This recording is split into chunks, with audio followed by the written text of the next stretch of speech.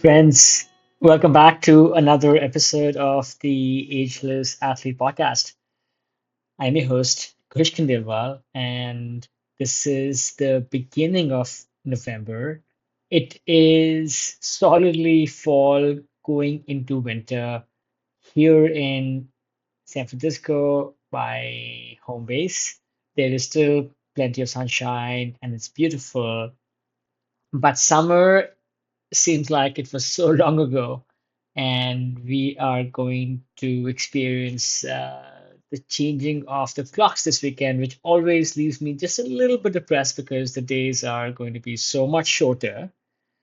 But this is also an excellent opportunity to bring to you today's episode, which is about this journey into wellness and resilience, an important theme to reflect with this winter weather coming in.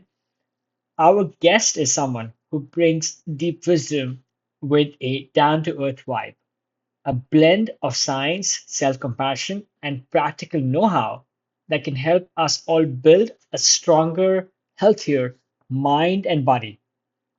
Heather Heynen, a licensed mental health therapist, life coach, an athlete. She's a climber and a mountain biker. And she is the voice behind the excellent Weight Loss and Wellness for Real podcast. Joins us for a conversation filled with insight and laughter. Heather's approach to wellness isn't about quick fixes, it's about creating an anti fragile mindset that not only withstands life's challenges but grows stronger from them. We dive into accessible journaling techniques, redefining self love, and finding true peace with who we are, even when the going gets tough. In this episode, Heather and I connected on a personal level, opening up about our own struggles with well being. There were moments of vulnerability and shared experiences, which made our conversation not only inspiring, but also refreshingly real. We found ourselves laughing, reflecting, and sharing practical ideas that any of you can start using today to build a healthier mindset and lifestyle. So sit back and join us on this journey towards resilience and self discovery. And as always, if you enjoyed the episode, if you're here for the first time, would love to see you back here again. And if you have listened to the podcast for more than two episodes, please leave a rating on Apple Podcast or Spotify. It helps others find the podcast. Also, the YouTube channel is growing quickly, and you will find all the past episodes and conversations on YouTube as well. Just search for Ageless Athlete Podcast. All right, friends, here we go. I am in Rapid City, South Dakota, in my little home office watching it rain outside. And I had, oh, this is funny. Well, not really funny, but I had about 4 ounces of shrimp and some hummus for breakfast. Yeah, which I happen to have probably, I don't know, 3 or 4 times a week. So one of my favorites. Just when I go through a run of six people telling me they had oatmeal in the morning, and I think I'm not going to be surprised. You bring on Yeah, this the shrimp very and interesting breakfast. I know we're going to jump into a little bit about dietary practices, but yeah. yeah, I'm waiting to be informed about the benefits of this Heather Thursday morning breakfast. You are in South Dakota, a part of the Yeah, country that I have not had the pleasure of visiting yet. yes, and we But want you to come. looking at some of the adventures you're having, you certainly it almost feels like to a very small audience, you are creating a visit South Dakota billboard. Like this is a marketing campaign, and I mean I am like getting hooked slowly and surely. You know what's hilarious about that?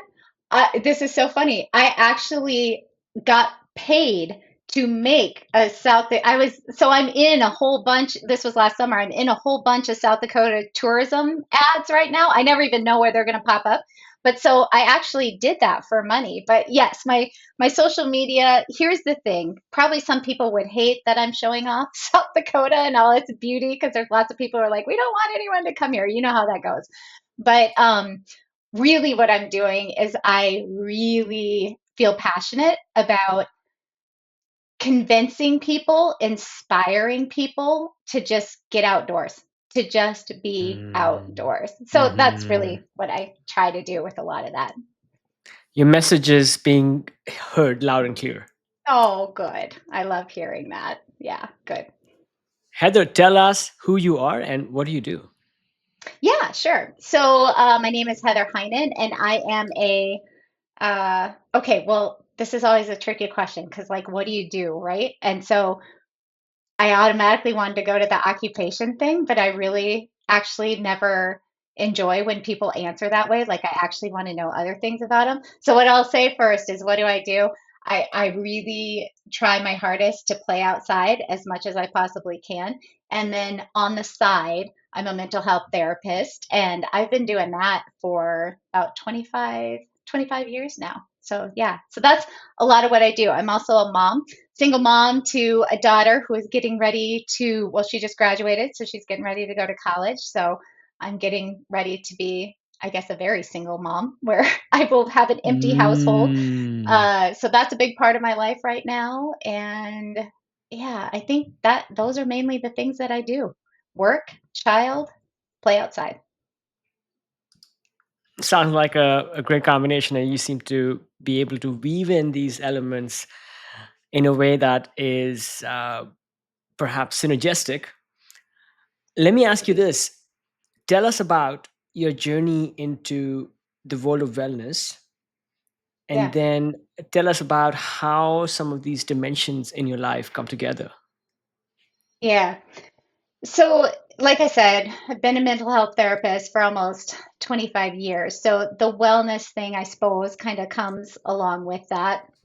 And I really, all my life, have really been interested in wellness, but I would also say more on a deeper level, really, since I was a little kid, really interested in how to live like my best life without regrets. And so, that whole piece, I think, kind of plays into who I am and what I try to share and try to inspire in people is this idea of, this is kind of, as far as we know, one precious life. And so, how do we live it to the best of our ability in the way that we really want to be living it? And so, of course, that also falls into wellness. How do we take care of ourselves physically, mentally, emotionally, spiritually? And so I'm sort of so I feel my purpose is really to try to help others find that for themselves personally, because it's a different, what it's going to look like is different for all of us.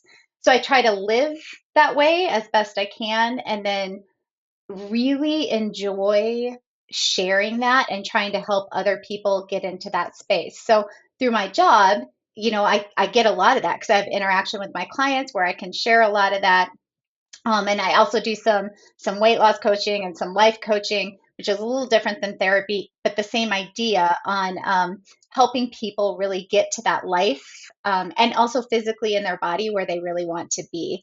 And then the second part of your question was, what was it? How they all kind of come together in my own life. Yeah, and well, Correct. I probably Yeah. answered. Yeah, I probably answered that because it's like I really do try to live live that way to the best of my ability.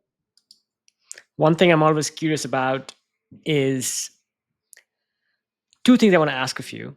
One Sure. is going back to your early days. What Yeah. did you want to be as a grown up? Mm.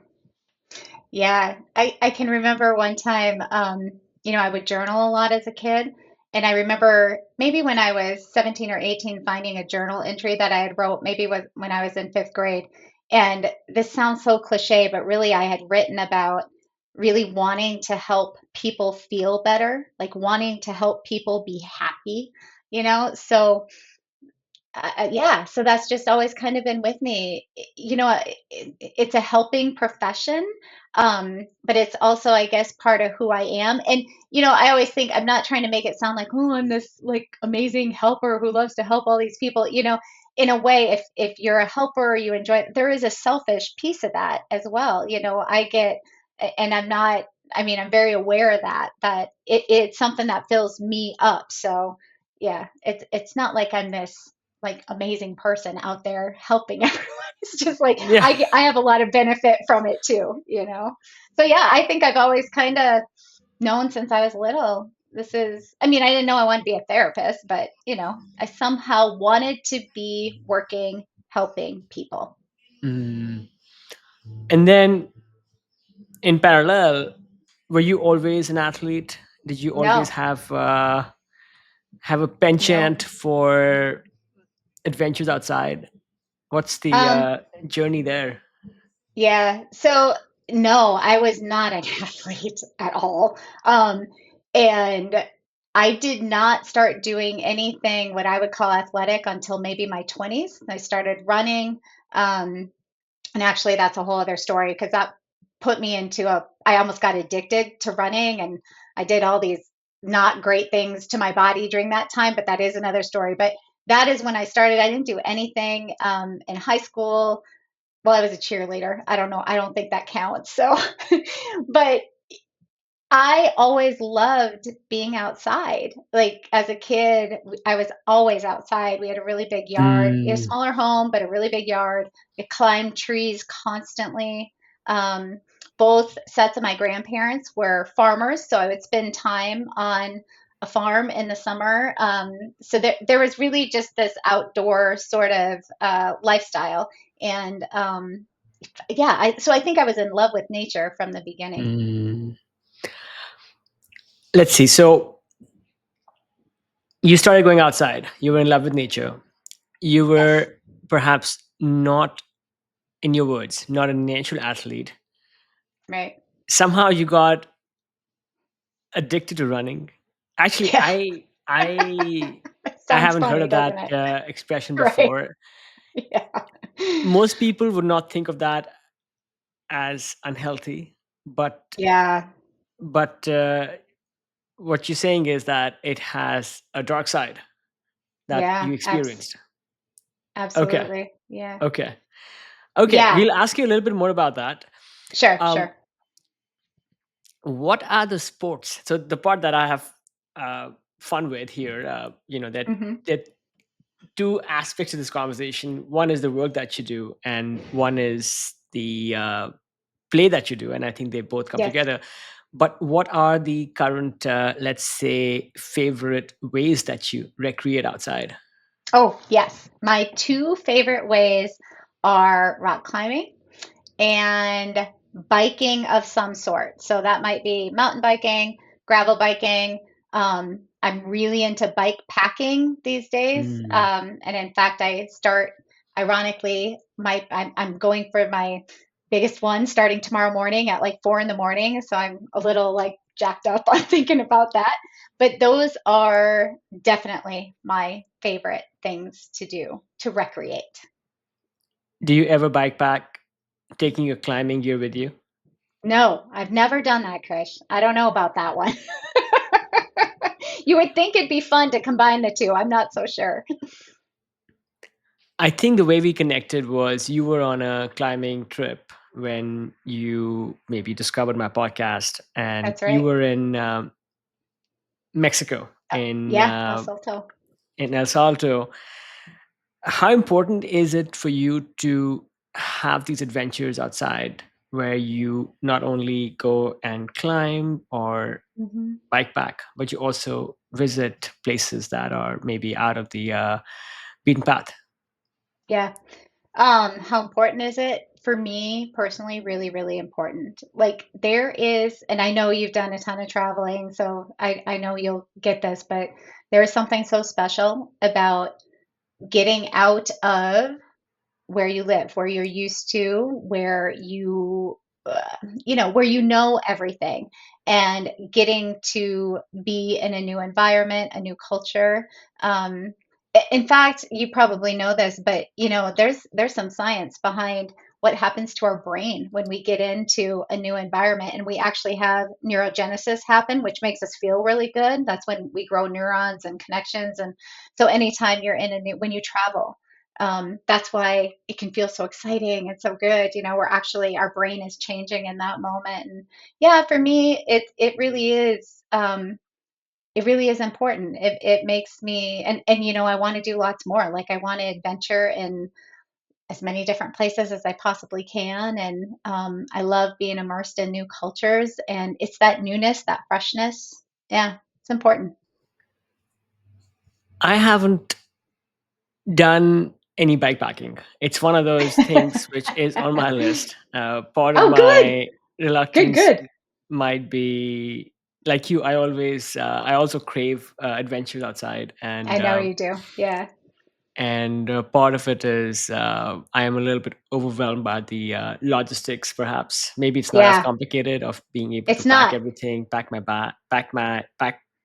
bike up, Yeah, and yeah. then also have some level of self-reliance on being able Right. to fix my bike when I'm stuck in some I remote know. part of the Andes in Guatemala. Yeah. Tell us Is that where you're how. going to do your first bike packing adventure? Is that what you're going to I shouldn't, but that's what I'm inspired by. But do? Okay, yes, I yes. probably need some building blocks and go You out can do on some practice. Yes. some practice. What is the wildest bike packing trip that you've been on?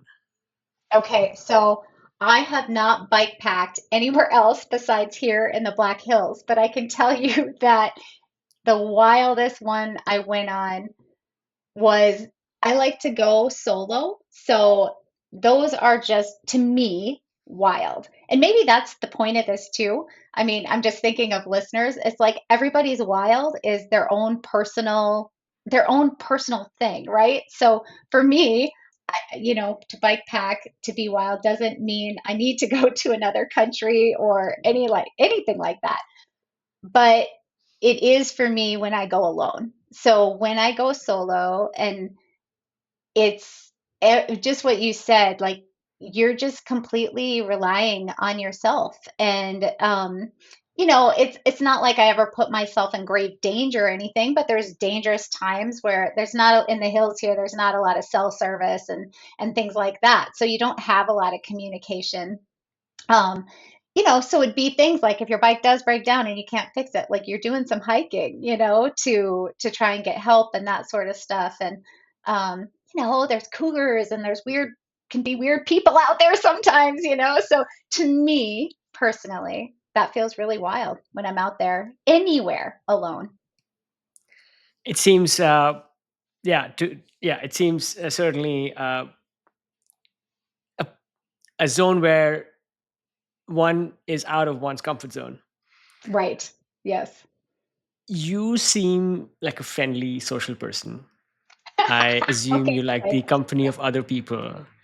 I Yeah. am curious, why do you embark on these? What's important? Why are these solo missions important? Yeah. Um, I think for me, I mean, I can, I'm a therapist, so bear with me because I feel pretty deeply. And so, I feel a lot of feelings very strongly. And so for me, being out there solo, it really is very much a spiritual space for me.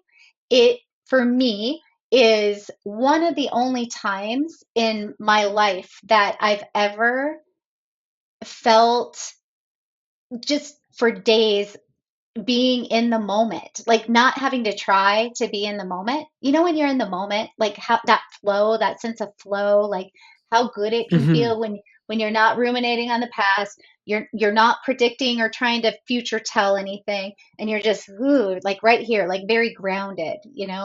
Um, when I'm out there alone, I get that for hours on end.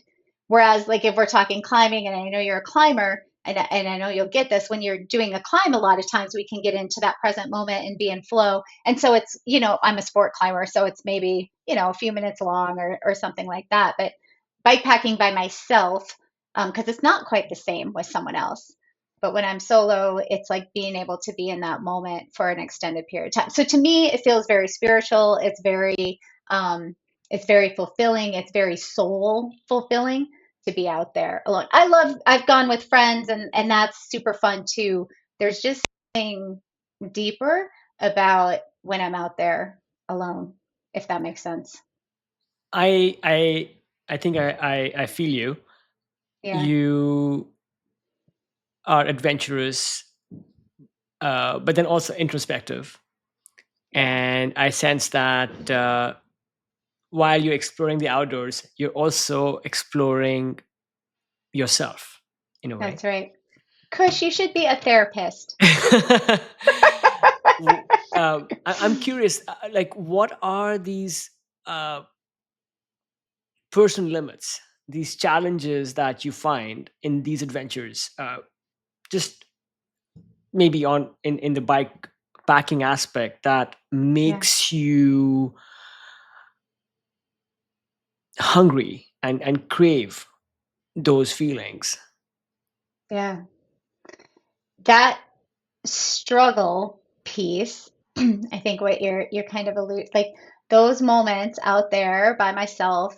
So I'm thinking things like, you've been on in the saddle for like 12 hours or something, and so it's more exhausted than I've ever been. You're more tired than you've ever been. You still have to navigate. I mean, you're out there alone, so you got to figure this out, and you still have to navigate. You got to figure out how to set up your tent. If you're running out of water, it's like, okay, where's my next water source? Do I have to run and get what, those sort of things.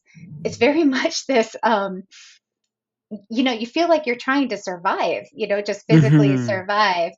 And it's a part of my life. I had never experienced that before. I'd never put myself in a space where I was physically trying to survive on my own. And it sounds so silly as I'm saying out loud because it's like, is that really fun? And it's like, well, in the moment, it can even be scary. But it's when you move through that struggle, it's like you get out on the other side, and when you come home, everything feels so much more amazing, like that shower that you take for granted every morning feels like the most Mm. amazing experience you've ever had, or you get to sleep in your bed for the first time. Hmm. It's so I think the struggle out there, although in the moment might not be fun, if you will, it's like hard and can be painful. It gives back this this ability to really really sense and feel and experience life when you're back home, or when you're back to civilization on this much more richer level, right? So it Mm. gives this other part of my life so much more richness. Unlike, let's say, some of the more talented and extreme end of the adventure world, Hmm. I also like my creature comforts, but I also like having a bit of hardship that makes Yes. me earn those creature Yeah, there you go. comforts. So Yeah. coming back to, like you said, a warm bed after spending a few days sleeping in the dirt, Right. or having a nice meal on good, yeah, I don't know, I sound silly, but on You good get it. china, on good china after Yes, eating out right, of right. those things are quite nice. I'll ask you one last question in this theme, which Sure. is, you have to have a certain degree of self-reliance, a high Yeah. degree actually, when you're bike packing and then doing that solo. What's the let's say the most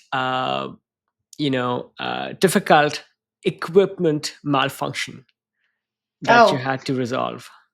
well, Kush, first of all, I'm going to tell you this, and my friends would tell you this too. I honestly, and I got to knock on wood for this one. I've never even changed a bike tire. I know, right?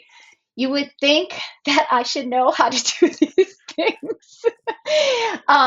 So I am not great at that stuff. So, and this is part of the message that I love to share with people, and particularly women, just because I think women have a lot.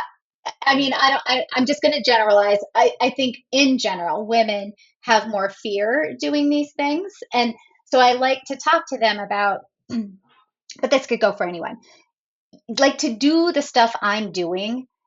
It's like it does, you can, you don't need to necessarily know all these amazing mechanical things and how to fix them. You know what I do? I download YouTube videos, like, how to change a tire, and I've got little notes in my phone. And I mean, worst case scenario, I couldn't get it fixed, like someone's gonna come and find me. Some people know where I'm at.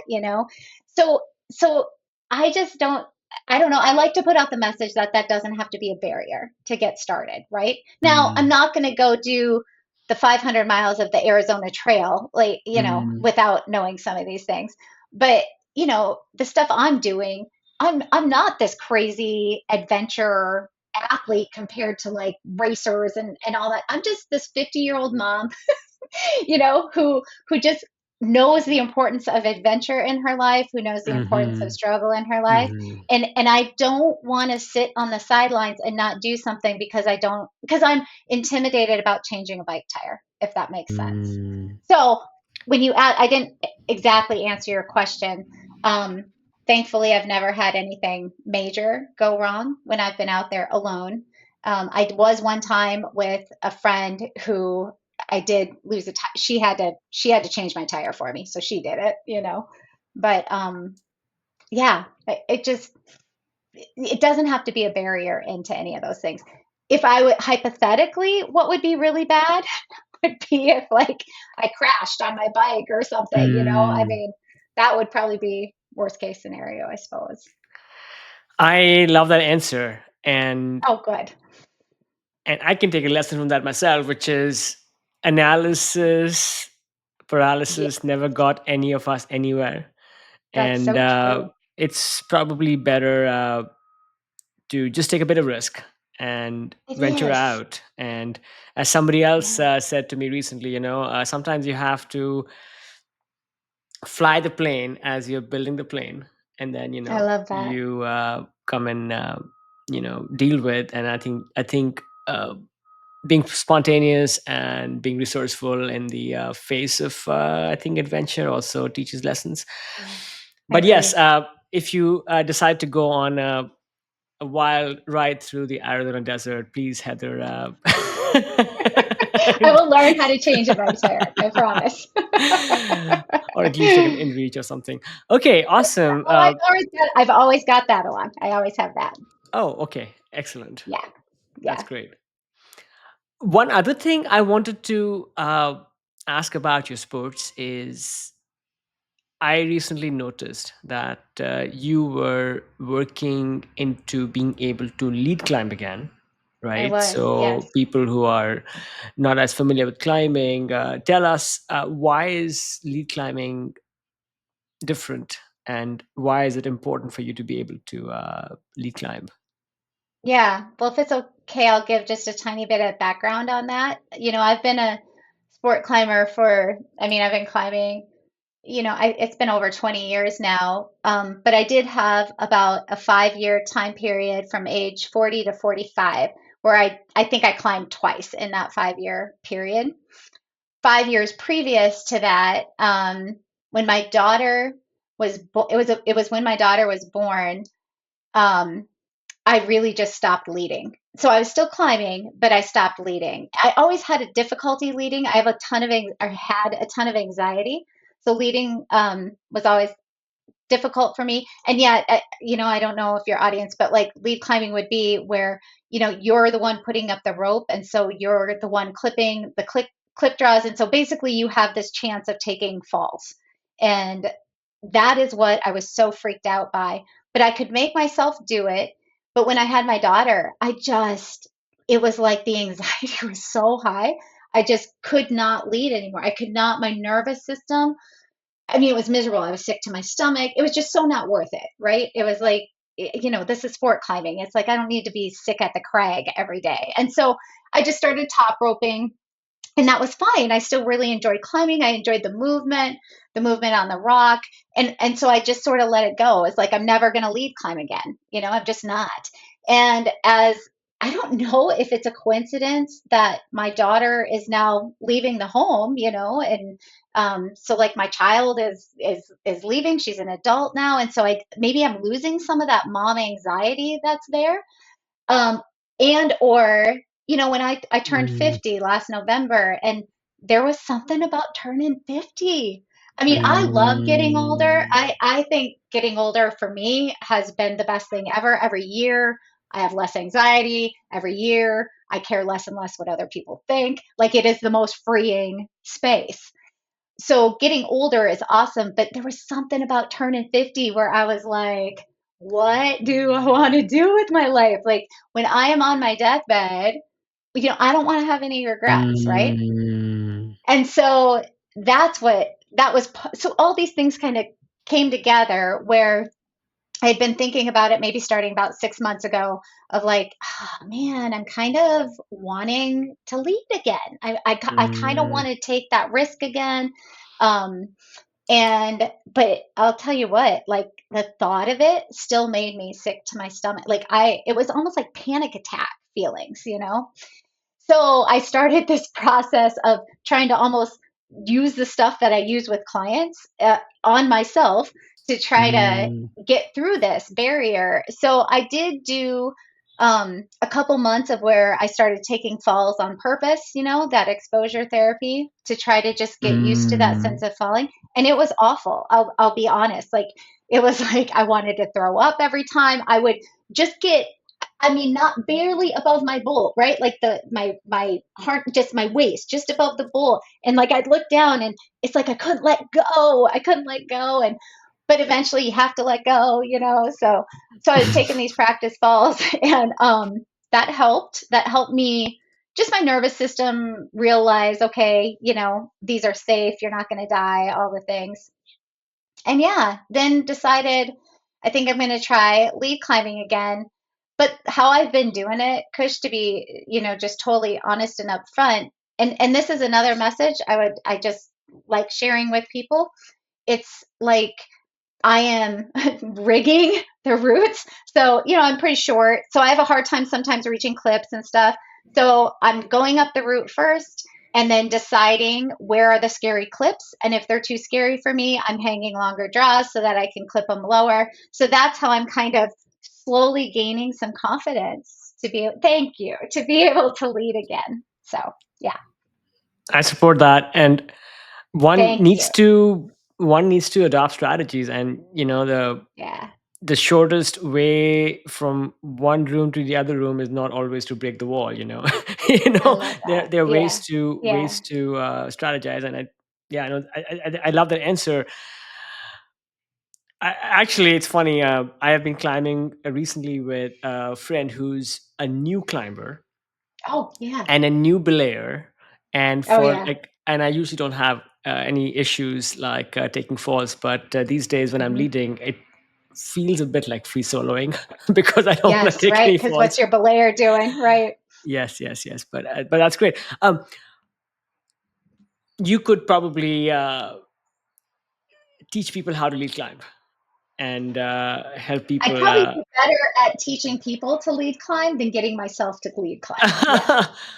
Yes. It goes back to what you were saying earlier. Sometimes when you teach people how to do something, it helps oneself. Yeah. So, uh, Truth. Truth. uh, shifting gears a little bit, I Sure. would love to jump a bit into what you do for a living.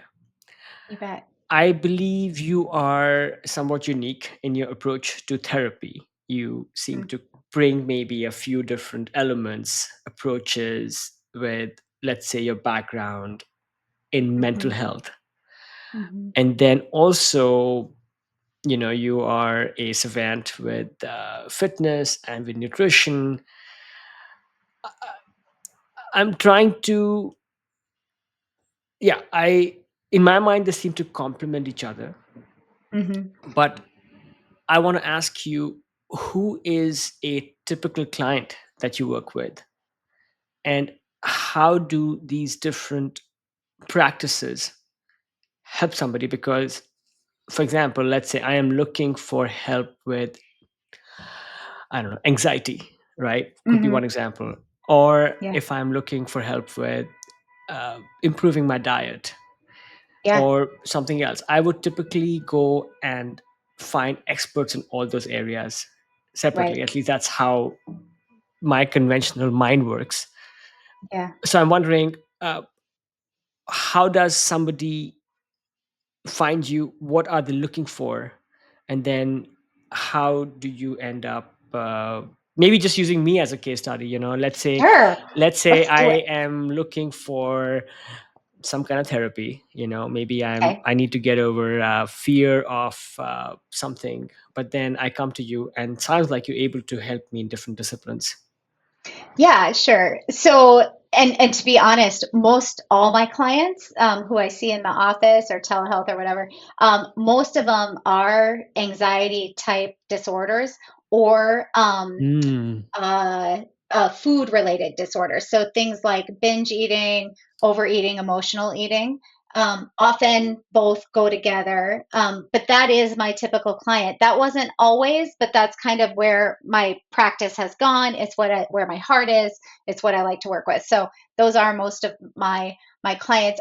I suppose, I use a lot of typical cognitive behavioral therapy where you're in, talk therapy and you're working on our thinking patterns, our habits of thought, and how do you help people shift their story and their narrative and think in new ways, more helpful thinking patterns. I always think about for the most part, our thoughts create our feelings. Our feelings come around with little sensations in our bodies, little chemical cocktails. Those sensations kind of drive our behaviors, and our behaviors give us our results in life. And so when I'm working with people, I'm kind of always have that framework in mind. And so working a lot with people's thoughts, how they think about things, and how I'm really practical with people, how they can start to change how they think so they can experience different feelings, so they're going to have different behaviors, new results. I think the other piece where maybe is a little different. And, I just have to say out loud, I'm not a certified nutritionist, I'm nothing like that. So I can't give like nutritional advice or, any of that. But I can, from a therapist point, talk about how certain foods affect our moods. What does a healthy diet look like? I will work with people. Well, I have this little thing too. Like, have you heard of state before story or story before state? Have you heard of that at all? I've not. Yeah. So this is the idea, like, so story before state would be our narrative, how we think about things, how we're interpreting the world creates our state in our body. So Mm. like if I'm thinking, just real classic, I'm thinking lots of negative thoughts, I'm very self loathing, that sort of thing. My state of being is usually in less optimal health. I'm going to have less energy, that sort of thing. But the other side of the coin is state before story. So we can also intervene by creating a better state in our body with our nervous system. So this might Mm. mean focusing first on like sleep, on nourishing foods, on nourishing the body. So creating a state first so that then we can move into a better thinking pattern, a more helpful thinking pattern. You've probably experienced this, like if you've ever been really sick or ill, like with the flu, so our state is very ill, we're sick, and our thoughts are usually pretty negative. I'm laying in bed with a fever and it's like, this day sucks and everything is the worst. But the next morning I wake up with my fever broke, so I'm feeling better, my state is better. I'm like, oh, this is a great day, I can't wait to get to work, that sort of thing. So I think about when I'm with a client, I'm thinking about where am I going to intervene first. Like, am I going to intervene with their state first, like working on like the foundations, like the sleep, the nourishing food, all that, get their state right, and then Mm. we're going to use some of the cognition stuff, and or are we going to work on the cognition stuff first to get them to do the things to get themselves into a better state with the nervous system? And then I do use some somatic practices as well, which I just think for anyone listening, if you're thinking about therapy or you're thinking about hiring a coach or something like that, just understanding that there are all these different modes that can be used, and kind of maybe what you're most comfortable with is where you go first. But somatic therapy is where you really work with people on expressing or processing their emotions with their body. Mm, So things like grounding techniques, or things like, it's called the five senses, where you're paying attention to your five senses, try to bring yourself into the moment. So somatic therapy has more to do with, you kind of utilize your body. Even positions of the body can make you feel differently. So, if you give yourself a hug and hand over the heart, if you really pay mm, attention, it'll bring your nervous system down.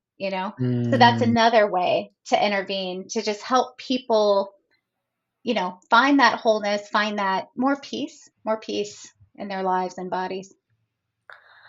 Just the last thing you said Yeah. seems simple yet powerful. I know that for sure. That act of being able to soothe myself Yes. I think somebody Yes. taught me this a long time ago, which is give myself a hug or Yes. pat It my own works. self, pat my own back. Yes. That's Those right. things. That's right. Yeah. I'm curious. These practices with somatic, so fascinating. Yeah. Have they helped you as well with being able to get past some of your anxieties with, Yeah. let's say, participation in the slightly riskier end of outdoor sports? Yeah. Absolutely. Um, so when I realized that I was dealing with so much anxiety, this was in my 30s. I really didn't know. I've had it since a kid, but I was a kid, but I didn't even know that. And even though I was a mental health therapist for a while, like, I didn't know that's what was going on with me. When I finally sort of figured that out in my 30s, yeah, I went to I used a therapist. I went to cognitive behavioral therapy for it, and there was lots of help in that. But my thing is, Kush, like, I'm super analytical. Like, I'm always in my head. I'm very type A. I'm driven. I'm disciplined, all to a fault. And those of us who are like that, who are in our head a lot, like, we almost cut ourselves off from our bodies. And so, and that was part of, like, the addiction to running. Like, I had to run like 8 to 14 miles a day. Like, it was awful. And that is a way, even though I'm using my body, that's a way of being cut off from my body, because that's not okay for my body. But it's like, those of us who are so stuck in our head, that somatic experiencing somatic practice of using your body to process feelings, to create a nervous system that is balanced and well, can be so incredibly powerful. And obviously, I think what I'm talking, like, it's other personalities who are very much in their body. They're very comfortable in their body. Maybe they're dancers. Do you know what I mean? Like, they can express through their body. I was like, you know, Mm. super, just always in my head. And so somatic therapy or somatic processing can be great for those types of people too. But I do think, if you happen to be someone who's always in your head, the logical, the rumination, all the things, Mm. then somatic experiencing can be super powerful, super uncomfortable, super Okay. powerful. Okay. I am very intrigued. I'm gonna look into this a little bit more. I Awesome. think as soon as after this Awesome. show, do you also deal with? I shouldn't. That's the wrong word. Do you also treat, let's say, Yeah. uh, masters or aging athletes in your practice? Yeah. What are Yeah. some of the issues some of these athletes come to you where I'm guessing on the outside they look healthy, Right. by most of those external appearance signals? They seem healthy, they probably have. So I'm curious, like, what are some of those things that aging athletes come to you for? Yeah, absolutely. So I think, in general, this would be an issue with identity. So this would Mm, be someone who has been an athlete for most of their life, so a high performer. And mm, as you know, as we age, some mm, things do change. Now, I love your podcast so much, because it's really all these inspiring stories, and I'm a believer, as like, as we age, we absolutely can still go hard, we can do those things. But the reality is, as we age, it does change. Physically, we change, you know?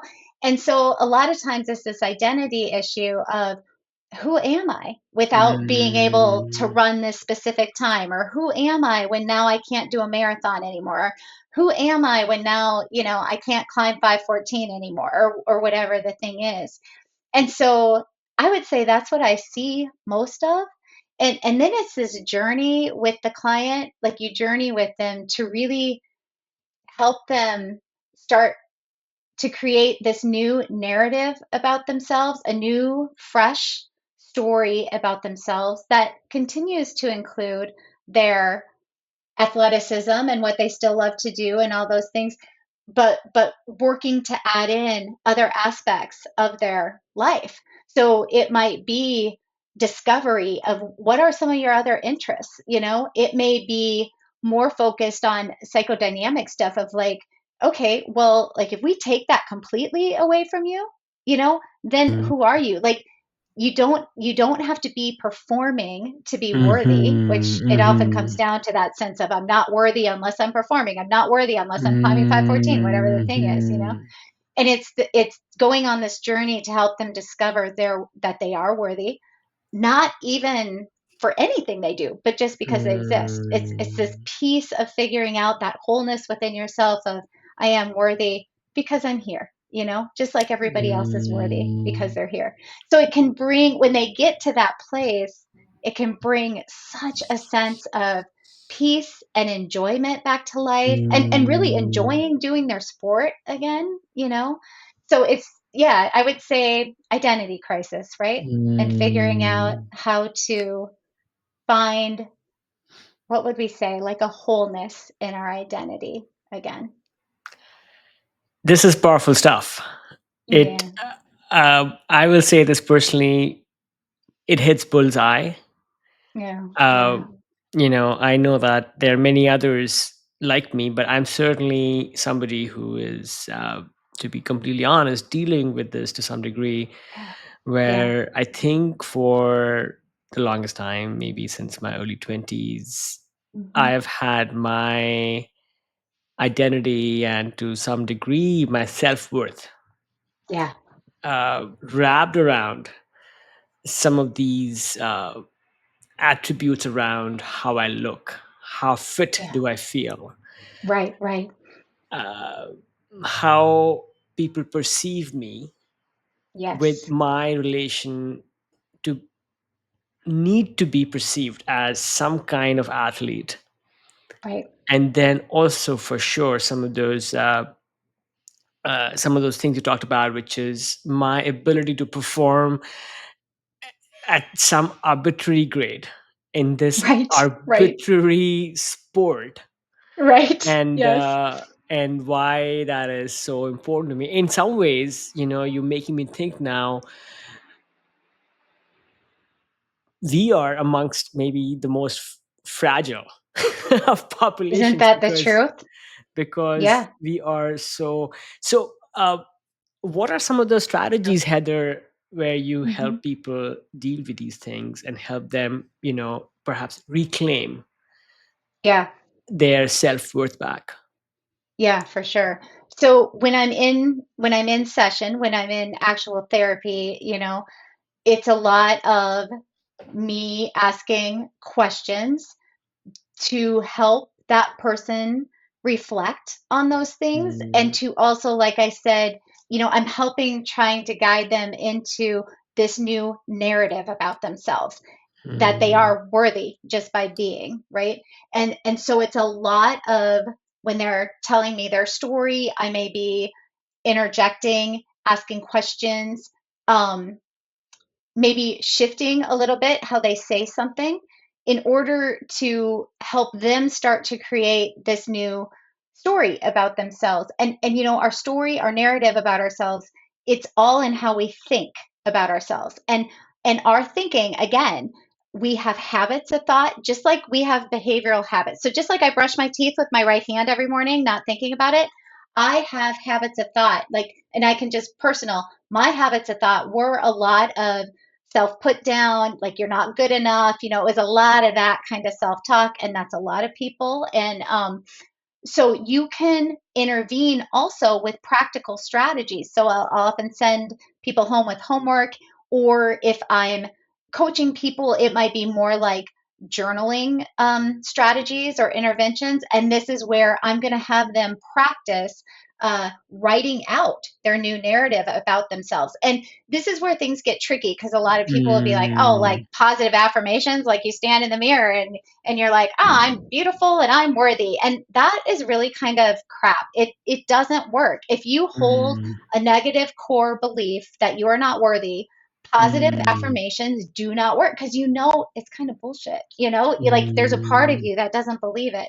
So I ask people to start out with neutral self statements. So things like mm, they're writing to themselves or saying to themselves things like, I'm working on it. I am working on building some self worth. I am working on it. And that's more mm, neutralized, but it does up level the thinking process. And here's the thing with thoughts that people don't get, they are habits. So if you are interjecting new thoughts on purpose, you're writing them in your journal, you're literally setting a timer on your phone to repeat them to yourself every day, mhm, 5 times a day or whatever, you start to reprogram your brain.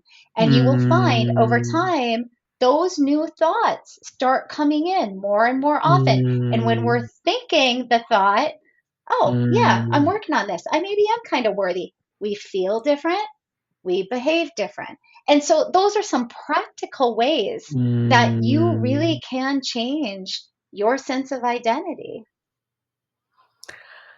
It sounds simple yet Well, we'll powerful. say simple but not easy, but yes, Yeah, powerful. yeah, yeah, Yeah. yeah. You're right. I think sometimes the simplest simple.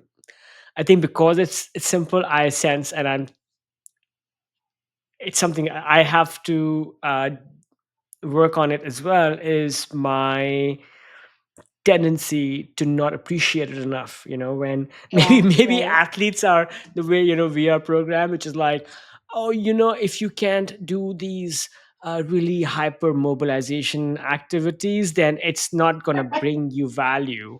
Where Right, right. sometimes something like this, which, like you said, it's simple, it's not easy, but might still be powerful. Yeah. Any other ones you can think Yeah. about? Yeah, yeah. Another one that I love, and this would be just to keep it practical and so that listeners could actually try this without going to a therapist. This would be another journaling tactic. I use journaling a lot.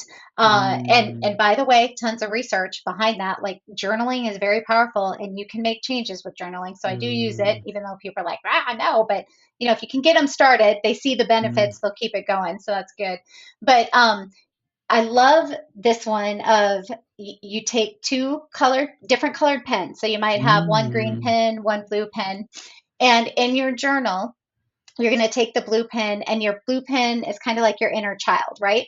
So you would mm, write out in your blue pen, because now you're embodying the inner child, you would maybe write out those messages that you got, intentional or unintentional, from when you mhm, were little, because that's often when we get pre-programmed with the thoughts that mm, we're not good enough, whatever it may be. So you kind of write out the story, but from that child's viewpoint, so you're writing, well, I feel sad because I got all A's on my report card and one C, and mom only mentioned the C, so it could be just like that. mm, So you write out some things like that. Then you take your green pen, and your green pen is your wise mind you. It's authentic mm, you. It's loving parent you. Like, if you could envision a very mm, loving, healthy parent, and so now that's you. You mm, got the green pen, and you respond to your inner child with that green pen, with what a loving parent would say, and to soothe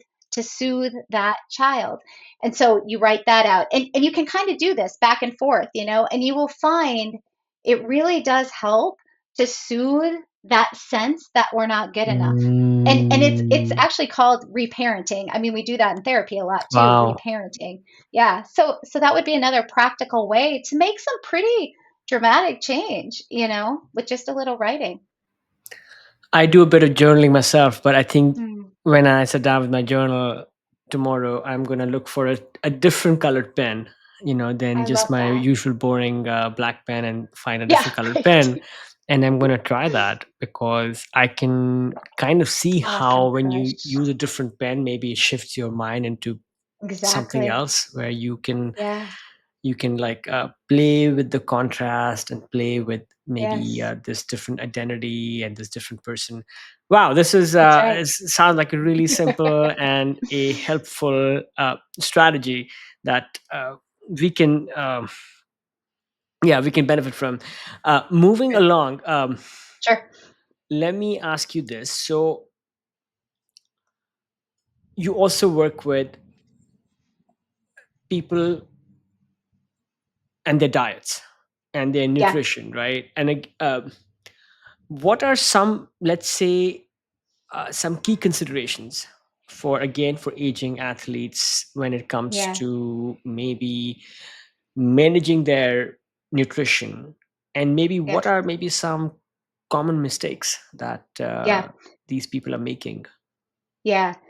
Yeah, as so okay. And again, just state, I'm not a nutritionist. This is just like I geek out on this stuff. I read a lot of the studies. I listen to this stuff all day long, and so I'll just give you my opinion on what I believe can be really helpful and what I've seen help clients who have come to me.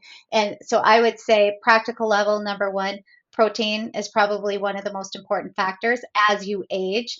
Um, we just have lots of studies on the importance of muscle, and as we become as we age, we also know we lose muscle. You never want to get to that place where you're dealing with sarcopenia, and that's Hmm. muscle wasting. We see that a lot of times in older folks who are very frail, and so your goal as or a person's goal as an aging athlete, my goal is really to keep on as much muscle as possible as we age, and or even build. It used to be sort of this idea that you couldn't build muscle as we age, but we've got a few new studies out showing that even like 70, 80-year olds can put on some muscle, so that's pretty inspiring. um, the protein piece comes in, so two things, Hmm. so lifting weights, but then the protein piece comes in. We really need that protein, like the full gamut of the amino acids, to really maintain and build muscle. And so, what happens a lot of times as we age as well, like our appetites diminish, and or I see a lot of women my age, and what they've Hmm. done is really they're trying to lose weight, like they're putting on weight, and so Hmm. they're starving themselves. They're coming in like they're only eating Hmm. 1,200 calories a day. These are athletes, and it's like you cannot, you are going to waste away, you're going to lose all your muscle, so really No, helping hang on. people figure Sorry, hang on. out. So Yeah, go ahead, go ahead. if these people are athletes, and sure, maybe they have uh, some needs around being able to maintain a certain kind of, like, I don't know, body composition. Right, These right. people are not going to be overweight, I'm guessing, right? So why No, are they concerned with being able, like, they're not overweight, but reducing I, their yeah, they're not technically overweight, but they will come to me, they think they're overweight. And this is, I mean, I don't know if I mean, I see this a lot within the climbing community. A lot of that strength to weight ratio sport, where mm, it's sort of like, I need to be thinner to do better, that sort of thing. And so you're right. Technically, they would go into a doctor's office. They are not obese, but they mm, think they need to take weight off. And so they've been mm, trying to lose more weight, but they're just losing muscle. And so mm, and you can kind of, I mean, I hate to say it, but you could probably get away with that a little bit in your 20s, mm, maybe even your 30s. But as you get into your 40s, 50s, 60s, it really becomes having to shift this mindset. And I deal with mostly women, so a little generalization here, but it's like this idea that you have to be super skinny or thin or that sort of thing versus strong. And it's like if you mm, are an athlete, like you're going to need to be strong. So it's kind of helping shift that mindset. I will also say, I'm not dealing with professional athletes or anything. Like I'm dealing with mm, people like me who like to be active, and we're amateur, amateur. And then also I do have another group who definitely are very overweight. They're not athletic, but they also mm, are. really trying to lose weight, and they're doing all the right things, but they're not Mm. eating enough protein, and therefore they're not dropping pounds, their Mm. metabolism has slowed way down, that sort of thing. So then the other side of the coin would be, I'm a huge proponent. I mean, we were talking nutrition, but then also in regards to muscle, just some kind of strength training, some kind of Mm. resistance training to keep that muscle going. This message around the need to maintain muscle and Yeah, strength and eating an appropriate diet, I mean, that is maybe one of the most consistent lessons, if I may, that yeah, I have would come out of agree. my conversations with the best athletes Mm, and even the best coaches and people like yourself. So it sounds like it's mostly non-controversial. Though one yeah, part true. I want to ask you, which is the amount of protein. And Yeah. I used to eat a lot of protein in my 20s. I used to lift a lot of Hmm. weights, blah blah blah. And I Not blah s- blah blah. That's awesome. I part of me feels that this standard ratio of protein that is advised is this marketing speak from Sure. the protein fitness animal protein industrial complex. And Right. the reason for my skepticism is I turned vegetarian many years ago. um, I Right. have many friends Yep. who are vegetarians, vegans, the athletes. They are pretty exemplary at what they do, and Yep. I'm pretty sure they're not consuming that whatever that advised 1 gram of protein to 1 pound of body weight. So Ideal body weight. I feel I absolutely understand that we need protein, Right. but I am just skeptical of the amount that Sure. everybody seems to preach. So Yeah. curious, Right. curious where what your thoughts are on that. Yeah, you bet. And so we might disagree a little bit, which is great and fun. So I usually do recommend, well, I recommend zero point 0.7 to 1 gram of protein per ideal body weight. So whatever that would be. And I would just say, Kush, it's kind of like, I also believe everybody's completely unique and different. And Mm, so, I mean, I know some of those, vegan or vegetarian athletes who are also amazing. And yeah, I don't know. I mean, what would be curious is to ask your friends like how much they are getting in, because I know, and I cannot think of his name, his famous climber. Is it Daniel Woods who's vegetarian, vegan? I don't know. I don't want to eat put eat. words in I think anybody's mouth. I think there are many, but Yeah, I just know, like with this person, whoever, like I can't remember the name. He's meticulous in his diet, trying to get mm, in the amount of protein. So it would be curious to ask, your friends, like what are they actually getting in? I would also say I just think there's a range. I think for mm, some people, that is going to be the optimal range. I think for other people, they're going to be able to maintain muscle with less. mm, I think when we talk about, well, this is how I think about it. I'm thinking about how do you educate the masses on mm, what is going to make us as a nation, whatever you want to say, like the most healthy, right? And so mm, that rule, it's nice to have a rule of thumb to be able to mm, throw it out there to people. Here's the truth too. You and I are in a little different category. We're really into this stuff, but I get mhm, lots of clients who come to me who are not athletic in any way, shape, mm, or form, and they are struggling and they have no clue where to even start, right? So I think a guideline is nice, but to your point, I do agree with you that I think if you can, to experiment with yourself and see where you're at, mm. because everybody is different, you know? Does that make sense? Yeah, I appreciate the answer and the discourse, and I think Sure. everybody is unique. And Yeah. I think the messaging to the general population should be that they need to look at the diet a bit more carefully, and Right. make sure that they're not eating a lot of junk food and they are getting Right. healthy foods. And I mean, the part that I don't, I mean, I think the part that I think we all agree is that we need to get this amount of whole grains, whole Yeah, foods, yeah, real foods, fruits, yes, real foods. vegetables, all of that good stuff. And I think maybe the the the calibration needs to come down to the individual person and what they need Yes. to be to Can I Heather, say one more as thing? Oh, yeah, sorry. please, no, go ahead, go ahead. I was just one last thing. I was just going to say about that. I think just the other part to remember is the part that we know as we age, we will tend to lose muscle unless we are Mm, actively maintaining it. So it might also be this thing where at 20, 30, whatever, it maybe doesn't, you can just, I mean, we have so much growth hormone at that time. Like we can put on the muscle, we can keep our muscle.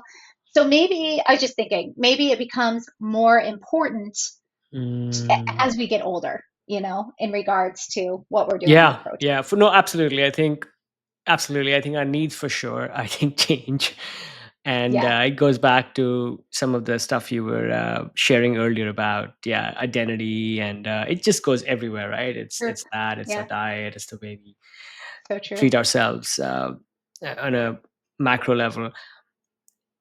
So you mentioned you're 50 now. So hey, Yes, congratulations. thank I you. think I made it. Made I'm a it to few years 50. shy, and Yes. your excitement and zest for life, makes me excited Yeah, about good. my milestone in a few years. Awesome. As an athlete yourself, what are maybe some of your biggest challenges with Mm, aging gracefully? yeah. Biggest challenges with aging gracefully. Well, I would say um it might be even, I mean, if I'm just being totally honest, which I will be with you, it's probably more like physical appearance stuff, Mm, where, and, that's probably a typical female thing. But when I see little lines creeping up and, that almost is that is more bothersome to me than, say, maybe not what would I say? Well, here's the truth, Kush. So the truth is I'm performing athletically better than I've ever performed. So that part, like I can't even complain about that, right? So it probably would be just physical appearance and that vanity piece. And mm, how do you watch that change or you catch yourself? I don't know if you have this, but I catch myself sometimes in the mirror and it's like, who is that? Like, it's like, oh my gosh, that's a 50-year-old woman. So it's maybe mm, more of that. But I will also say, like, I think I'm pretty good at embracing that as well. I mean, it can bother me at times, but I'm usually pretty quick to shift my mind around that of like, and this is what part of being beautiful as we age is. It mm, is about getting more wrinkles and lines and, the body, shifts in proportion in some places mm. and, all of that is normal and okay. But there are moments where it's like, ugh, not Thanks so for fun. yeah, I thanks for being vulnerable. And I'll be honest, it's not just women. I think men Yeah, go through the same thing, but maybe we don't give ourselves permission to be that's able a to really good point, Krish. Yeah, admit that and yeah, share yeah. that. Very good point. Nearing the end of our time, I Sure. want to, and maybe the rain has stopped outside your place and you're ready to go It out. looks like it has. It has, but it's still misty and not sunny, so it's not calling to me yet. Okay, okay, okay. Glad I can have you for a few closing questions. Sure. Uh, uh, Tell me what might have been a habit, a routine, or a behavior in the last few years that's been the most impactful to you. Sure. Like on a like physical level or any level? Like are we talking Anything, nutrition or anything, anything? anything. Yeah.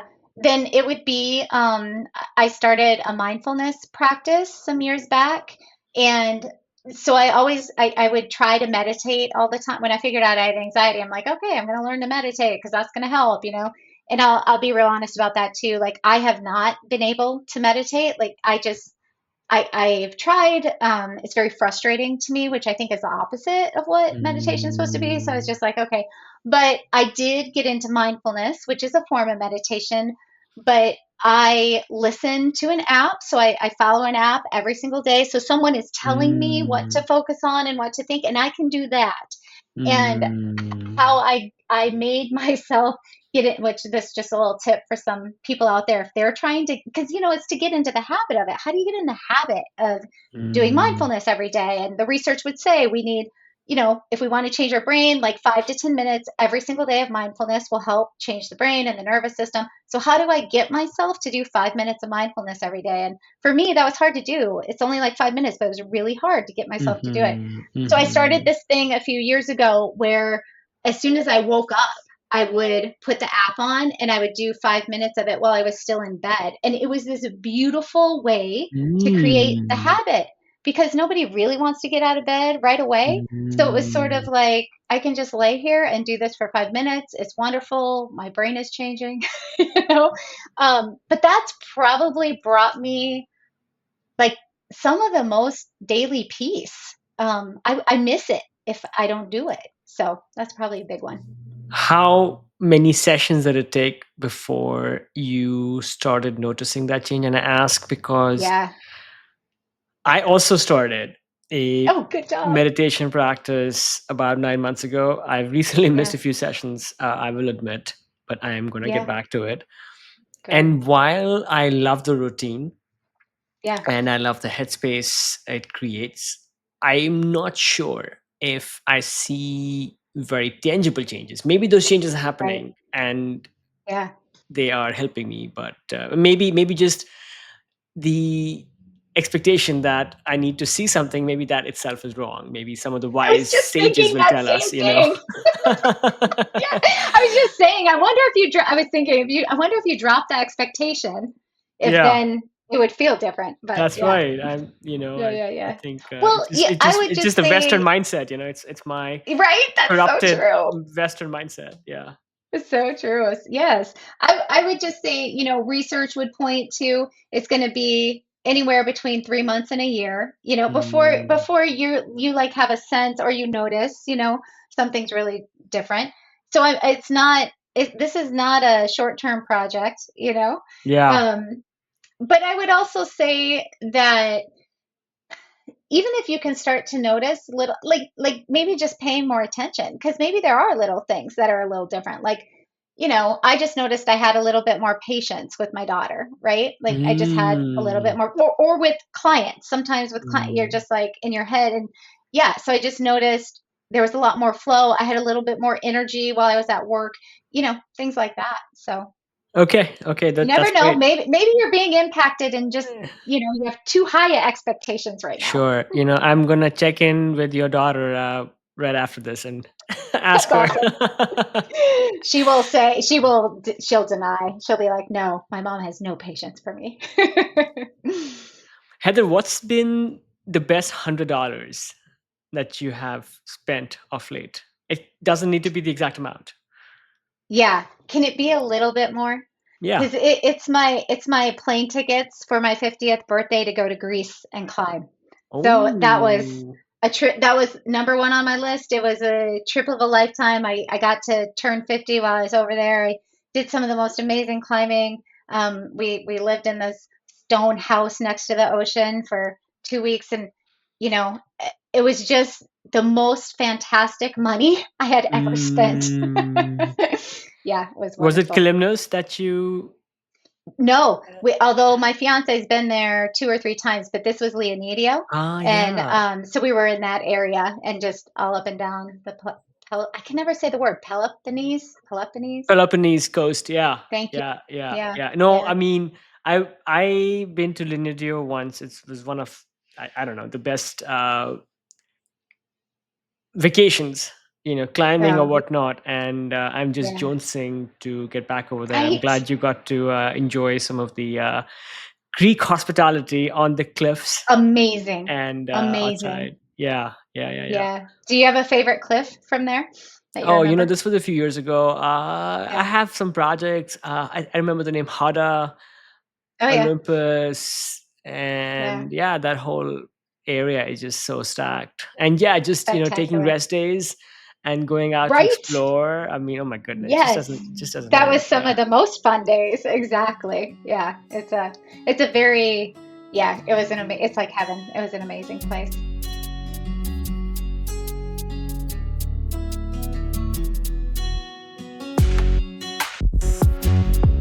That's it, folks. Thanks for tuning in to this episode of the Ageless Athlete Podcast.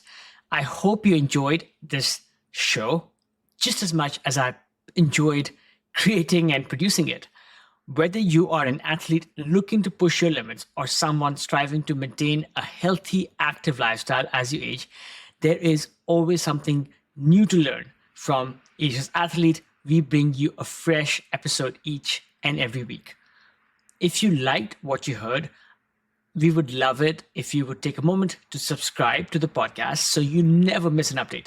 And if you really liked what you heard, please leave us a review, crush those 5 stars on Spotify or Apple Podcasts or wherever else you listen to your podcasts.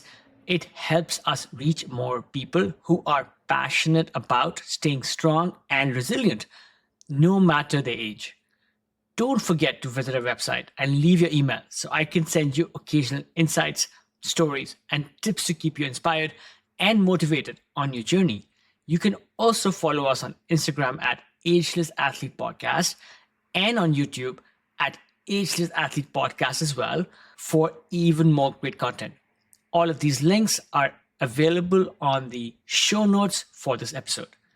This show is entirely produced by me, Kush Khandelwal, based out of California with the help of my trusted adventure pup Roger. Until next time, keep challenging yourself, keep pushing those limits, stay mentally and physically fit, continue doing what you love to do, and my friends, stay ageless.